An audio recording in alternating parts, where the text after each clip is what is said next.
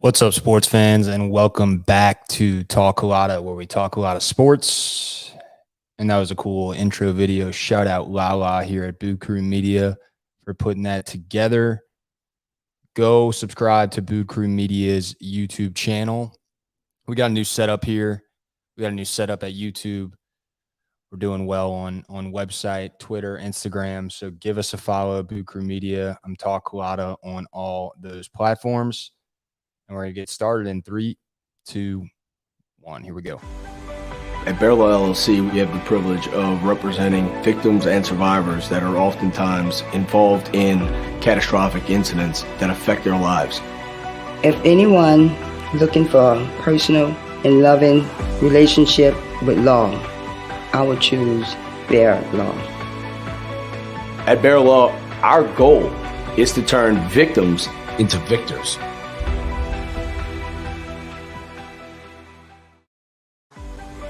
At Bear Law LLC, we have the privilege of representing victims and survivors that are oftentimes Bear Law LLC. Go to bearlawllc.com for more information. Bear Law Firm, the official law firm of Talk Culotta. I want to start by sharing a little bit about our talent here at Boo Crew Media. Obviously, John Hendricks, Chris Rosevaglu, and all of the amazing kind of Pelicans coverage. And so I'm not even going to tap into the Pels world right now until I get more insight from my guys here. But again, Boo Crew Media's YouTube channel, Pro Pels Talk, the In the Know podcast, Shamit Dua, Justin Napoli, Ross Teveno, Chris Connor, Chaz Five, Lido, all these guys with incredible insight on the Pels as they closed out the summer league. Tough injury to EJ Liddell. You can also see a report that I shared on our YouTube channel about Trajan Langdon and how long and how in depth their scouting team went into getting EJ Liddell, which was really insightful to me, and I think a lot of local media and a lot of just fans of New Orleans basketball that he was on the Pelicans' radar for the past 2 years really. And Trajan Langdon said it.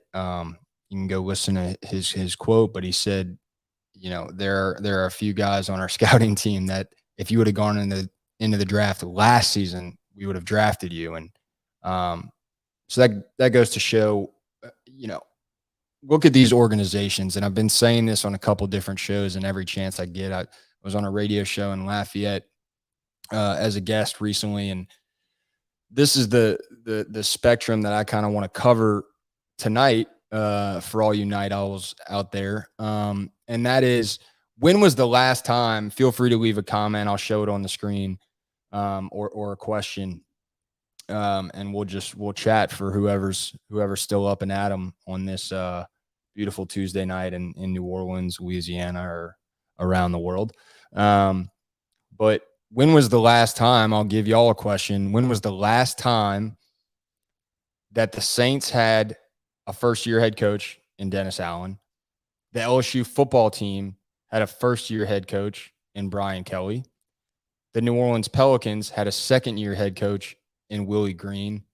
And the LSU baseball team has a second-year head coach in Jay Johnson. That's insane to think about. That's wild. That's awesome. That's exciting for young fans.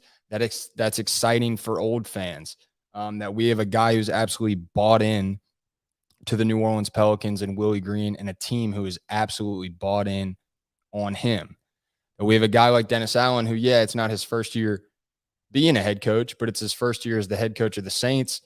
And you talk about Jameis Winston today. I tweeted, you can go listen to the video, not him on Dennis Allen, but he's talked about DA, but Jameis Winston on Pete Carmichael. And, Pete Carmichael, the offensive coordinator for the Saints, has been around for 16 years. And Jameis Winston says it's his offense too. So that was exciting to hear. That's exciting to know. And while it was a clip from a while back, I didn't share it until today because we're a couple days out from training camp kicking off next Wednesday. And I mean, when was the last time we've been in a position like this to be as excited about the Saints, the Pelicans, and LSU football and baseball. And particularly, we are 47 days out from LSU.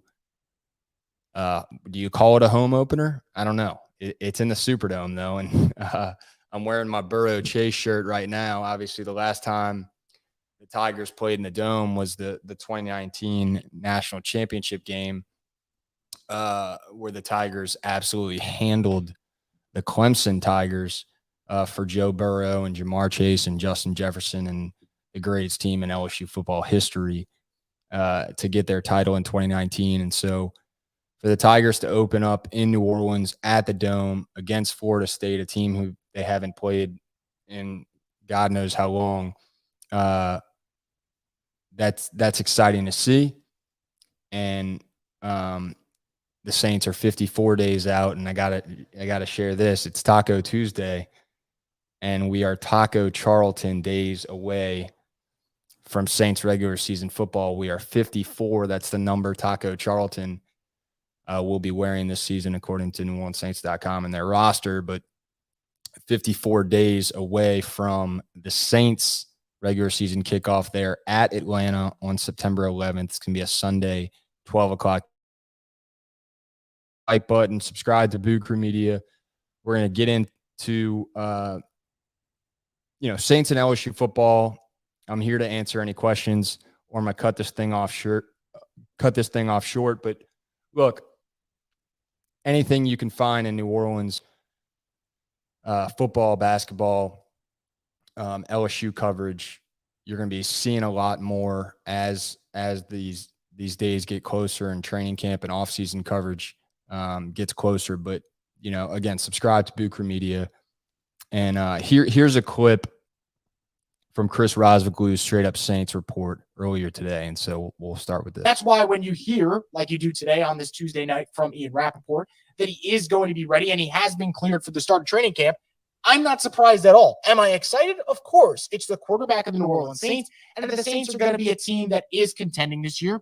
Jameis Winston's going to play, at the very least, complimentary football, if not even better than that. So obviously I'm thrilled, but in no way, shape, or form am I surprised, because this is a player who's been kind of gearing towards this moment because of all the hard work he's put in his rehab process. And if you attack your rehab process the right way, I think good things are going to happen. And we're seeing that with Jameis Winston, and now it's just a matter of how does he get rewarded for that hard work, and does he take that next step now that'll be kind of year 2 as a starter for the Saints, but year 3 in the system with an offensive coordinator like Pete Carmichael. So again, not surprised there. So the Big 5 headlines that John Hendricks and I discussed, which you can, again, see on our YouTube page, and I'm going to keep plugging that because it's important to know that if you don't hit subscribe, you're not going to see these videos pop up in the moment when they are recent news or when they are fun facts that or important quotes from the Saints, SEC media days, any LSU practice coverage that we have in Baton Rouge. When that opens up later or in August, rather, I can't believe they're only 11 days away from August 1st. And then obviously any Pels off-season transactions or moves or changes or injuries, you're not going to see any of those if you don't hit subscribe on Boo Crew Media. So the Big 5 headlines that John Hendricks and I discussed were, number 1, Jameis Winston playing without a brace and the mobility there. There was speculation, as Ian Rappaport wrote, as Chris Rosviglu, as you just saw here at Boo Crew Media with the Straight Up Saints podcast, as they discussed the mobility without the brace, and John Hendricks, how those types of mobility things work when it comes to bootlegs, when it comes to certain shifts with the feet and play action plays. I'm not concerned about this at all. I mean, I'm not a doctor. I'm not trying to be a doctor. I'm not going to be one to really tweet anything about, right, his leg looks good or he seems to be quicker on his feet. Like, that's I'm not here to do that. So I'll show you all a badass video of Jameis Winston throwing a pass to Chris Olave or over the middle to Jarvis Landry. I'll show you a play action move or a bootleg play or whatever, we capture or we're able to cover as far as visual media goes. But the important thing to note, and I think John Hendricks mentioned this when it comes to Jameis Winston, is this is the first time that everyone is bought in. I've mentioned this before. Everyone is bought in and everybody believes in this man. And when that man believes in Pete Carmichael, and Pete Carmichael has already worked with Dennis Allen, opportunities are endless. The sky is the limit for the New Orleans Saints. And then we go to the second headline, and then we say, wait, let's back up. Is the sky the limit? Are opportunities endless? Because Alvin Kamara might be out 6 weeks. And that's a fact that we all have to face with pending suspension or court cases being postponed for both Alvin Kamara and Marcus May, the safety for the Saints. How dominant is our defense going to be with Tyrann Mathieu, the Honey Badger, the hometown hero, and Marcus May at strong safety and free safety and everything that goes with our defense, and Dennis Allen? It is going to be dominant. Marcus May or no Marcus May. However, the big question I go back to and the big concern I have is that second headline. Is Alvin Kamara going to be out for 4 to 6 weeks? Is it going to be 4? Is it going to be 5? Is it going to be 6? Because that goes into everything. That goes into whether or not I'm going to bet a future on the Saints to win the Super Bowl. That goes into whether or not I think the Saints can win the home, not the home opener or the season opener in Atlanta. By the way, Cam Jordan just tweeted 3 hours ago that he's 14-8 against the Atlanta Falcons, and some Falcons fan tweeted and said, the all-time record is 52-54 in the 106 games between the Saints and the Falcons. If we can win the season opener in Atlanta and then beat the Falcons at home, we would even up that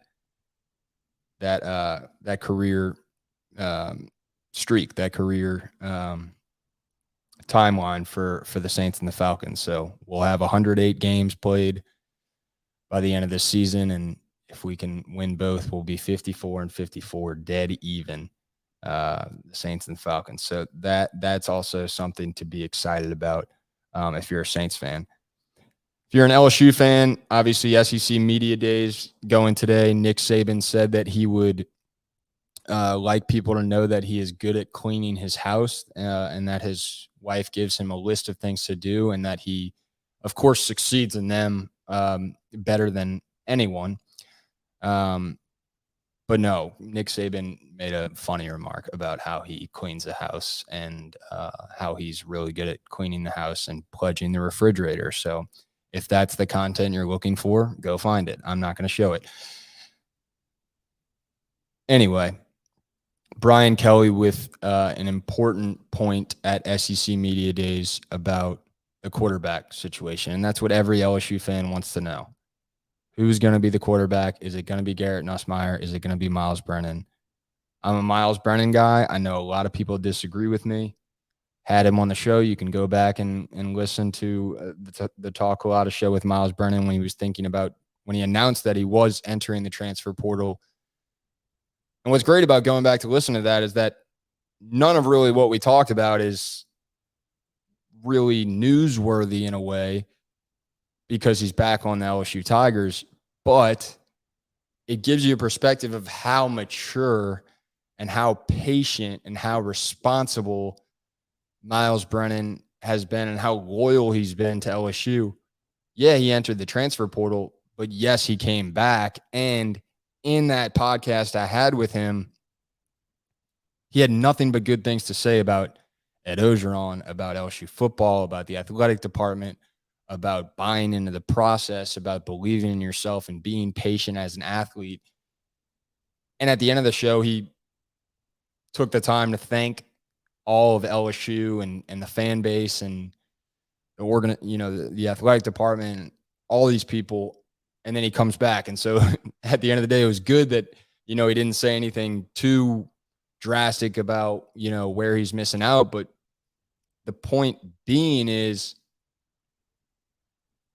was that a good decision? Is it going to turn out to be a good decision? Because ultimately, Miles Brennan needs, not once, needs to play an entire college football season if he wants to continue playing football as a profession. There's no really getting around that. Obviously, there are situations where quarterbacks can be drafted, and Tom Brady was one who didn't have a lot of starting college experience. But at the end of the day, in today's world, you're talking draft stock, you're talking comfortability in the league, all these types of things that obviously an LSU quarterback, any SEC quarterback wants is to be able to put together 12, 13 games to show every NFL team that you have what it takes to be a second string quarterback and hopefully one day a starting quarterback in the NFL. And so I'm behind Miles Brennan. Ultimately, what we all want is the best quarterback on the field. But I do like the fact that we have options. Brian Kelly mentioned the depth at quarterback. He mentioned, that it's going to be a tough decision. And, he mentioned how talented, obviously, Garrett Nussmeier is. So if your team Nuss or your team Miles Brennan, let me know in the comments.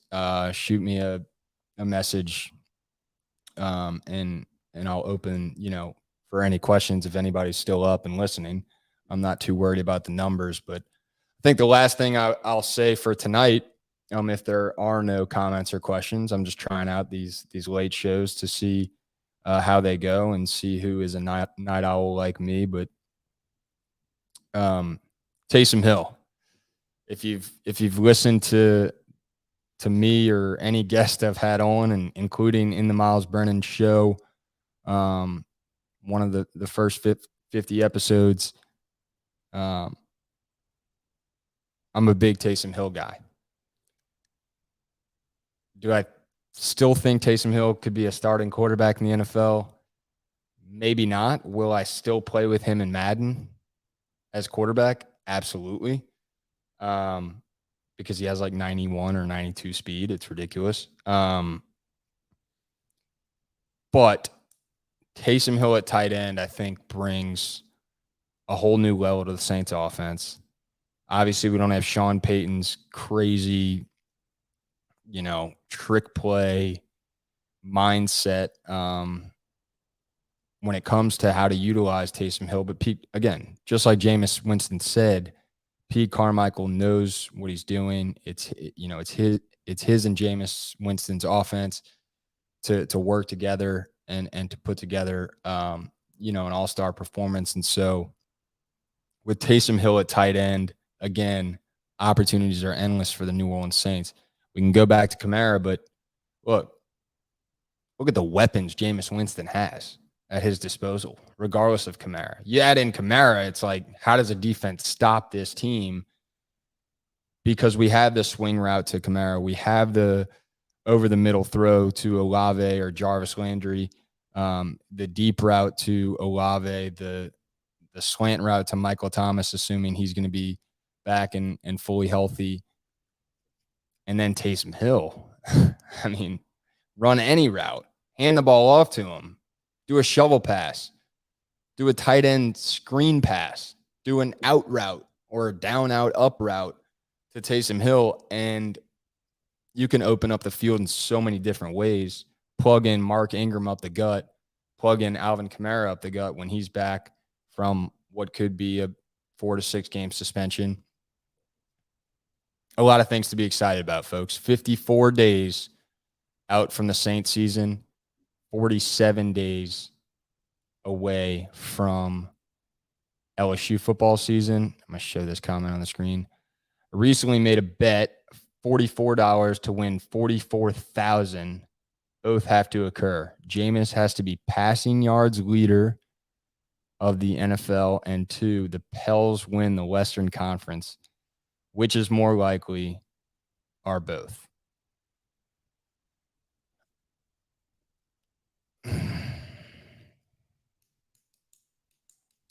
Pels winning the Western Conference is more likely, in my opinion. And I think a lot of our Pels guys would agree. But I want to throw this out while I'm thinking about it. Jameis has to be passing yards leader of the NFL. That's going to be tough to do, especially given,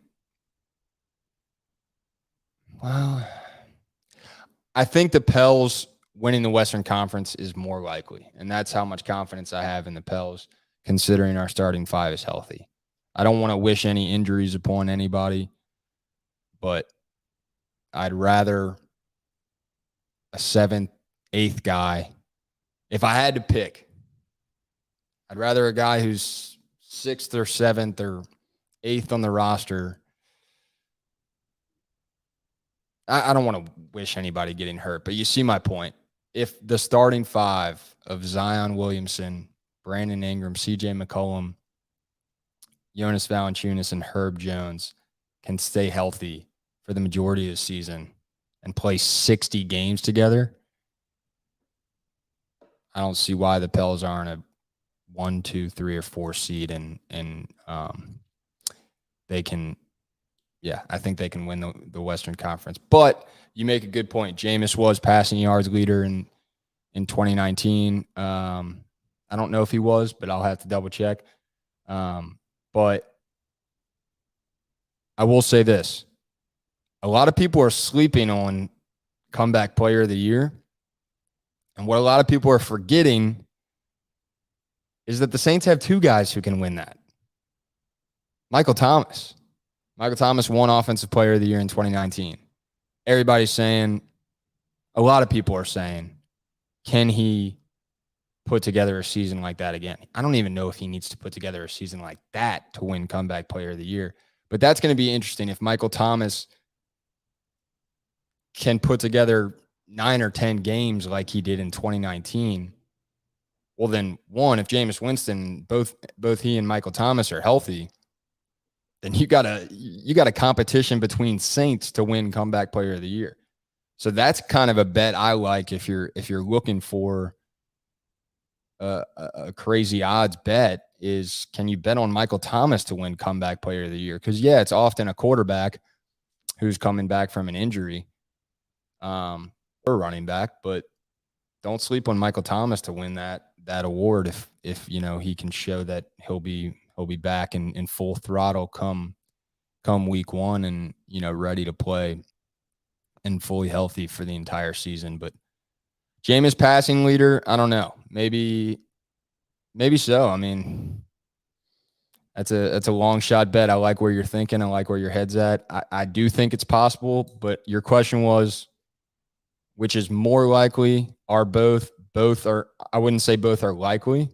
But I would say that the Pels winning the Western Conference is more likely. So, really good question. Any other brain busters before I close this thing out? Again, we're going to have some reports on the Saints for training camp, obviously interviews, some coverage there. I'm going to keep doing these. Hopefully they get, some more traction. Hopefully those who did listen in live enjoyed it. I'll be a little bit more prepared next time. This is my first time staying up late for a show in a while. It's my first time doing a podcast in a while.